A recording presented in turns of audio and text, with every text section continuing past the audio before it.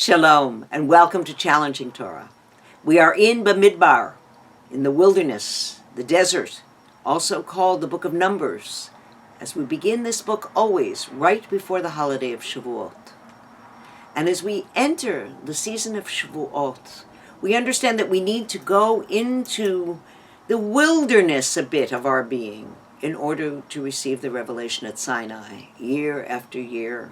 Hard to receive a revelation while we're busy with our emails and our computer and traffic on the 405, and we need to step back, take a moment over this weekend to really have a space of contemplation. What is it to be in the wilderness where we let down our expectations for a moment and appreciate the grandeur that is around us? That's what it means to be Bamidbar. The book, Bamidbar, is also called the Book of Numbers, or counting, as it begins. Take a census of all the congregation of the people of Israel, by families, house by house of their fathers, according to their names, male by their polls. From 20 years old and upward, all who are able to go forth to bear arms. And with you there shall be a man of every tribe, every one a chief of his father's household. And these are the names of the man who will stand with you. From the tribe of Reuben, Eliezer ben Yahor, Shadur, etc., etc. God says, Moses, take a census. It's not the first census. God keeps counting. Why does God count? The Book of Numbers. Why do we count? And so, of course, 10 fingers, 10 toes, and we've been counting ever since we learn to form words and concepts. It's the first thing we learn to do is to count. But God counts the people of Israel. And there are many commentaries. Rashi says God counts his treasures, like he takes them out of a box, like we look at our jewels and we count them one by one. But each one is named, given a separate name. We say there are 600,000 letters in the Torah, and there's 600,000 souls. And this, on Shavuos, is a time that we receive our teaching, our Torah for the year. What does our soul need to know? Counting. Well, the Jewish community makes a big deal out of counting.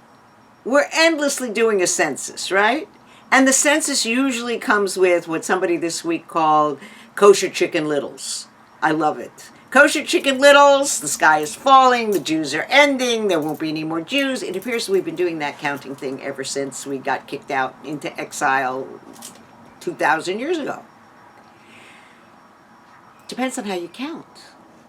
And as we count the American Jewish community today, do we count mixed marriages? What about the partner who hasn't converted but sends their child to become bar bat mitzvah? What about those who have one Jewish parent? There are sections of Judaism that don't count them. What about those who don't belong to any affiliated place but really consider themselves Jews? The Torah portion begins, the words in Hebrew that I just read to you begin, Suat Roshechem, lift up your heads in order to be counted. The last Pew survey said that 90% of the Jews counted said they were proud to be Jews. Wow, that is a great deal. Yes, that's the sound of the Malibu alert. It's the way it is here. So we count our days, and we are grateful for every day that we have. Counting. Who belongs to your synagogue? The first thing another rabbi will ask me is, oh, you're in Malibu. How many members do you have? And I sort of stumble through, well, we're like 180 families, but it depends on whether you count people who pay, and what about the kids, and what about those who come to Shabbat on the beach, but are really, how we count who is in the community has now become an open question.